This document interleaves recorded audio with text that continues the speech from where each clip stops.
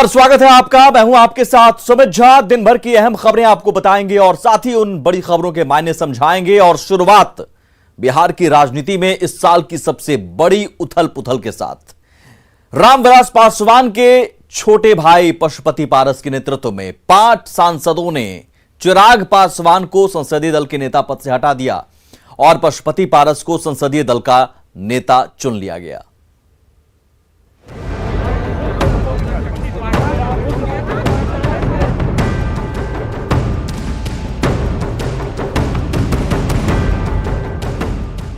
कहते हैं तस्वीरें सच का आईना होती हैं। ये 2 तस्वीरें लोक जनशक्ति पार्टी की अंदरूनी सियासत की सच्चाई बताने को काफी हैं। एक तरफ पशुपति पारस के नेतृत्व में एलजेपी के 5 सांसद लोकसभा अध्यक्ष ओम बिड़ला से मिले और पशुपति पारस को एलजेपी संसदीय दल का नेता चुन लिया, तो दूसरी तरफ अलग थलग पड़े चिराग पासवान को अपने चाचा पशुपति कुमार पारस के घर पर 90 मिनट तक इंतजार करने के बाद खाली हाथ लौटना पड़ा। 28 नवंबर 2000 को रामविलास पासवान ने जनता दल से अलग होकर लोक जनशक्ति पार्टी का गठन किया था। तब से अब तक एलजेपी ने तमाम उतार चढ़ाव देखे, लेकिन रविवार की रात से लेकर सोमवार पूरे दिन जो हुआ उसकी शायद ही किसी ने कल्पना की होगी। और अब खबर तो समझिए और एलजेपी की इस टूट के मायने समझिए। पशुपति कुमार पारस की माने तो पार्टी में चिराग लगातार एक तरफा फैसला ले रहे थे, जिससे पार्टी में नाराजगी थी।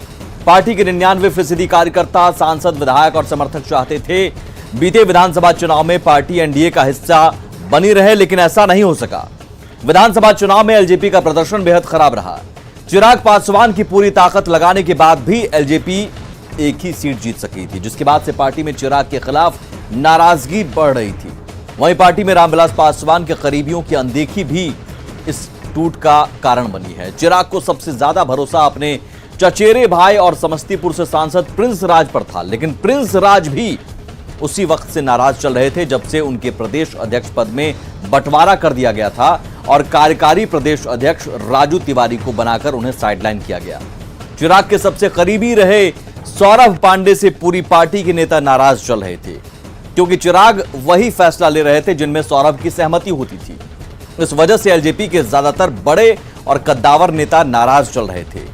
रामविलास पासवान के सबसे करीबी रहे सूरजभान सिंह ने अपने कोशिशों से विधानसभा चुनाव में पार्टी को टूटने से बचाया था, लेकिन चिराग के लगातार एक तरफा फैसला लेने से सूरजभान भी नाराज हो गए थे। ऐसे में सूरजभान सिंह के छोटे भाई और नवादा से सांसद चंदन सिंह ने भी बगावत कर दी और दूसरी तरफ एलजेपी सांसद महबूब अली कैसर भी पार्टी की किसी भी बैठक में शामिल नहीं होते थे।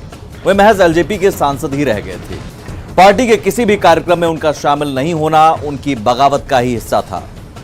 और वहीं वैशाली से सांसद वीणा सिंह रामविलास पासवान की करीबी रही थी, लेकिन चिराग ने उन्हें भी कभी तरजीह नहीं दी और ये एक एक कड़ी जुड़ती गई और आज उसकी पूरी तस्वीर सामने आ गई।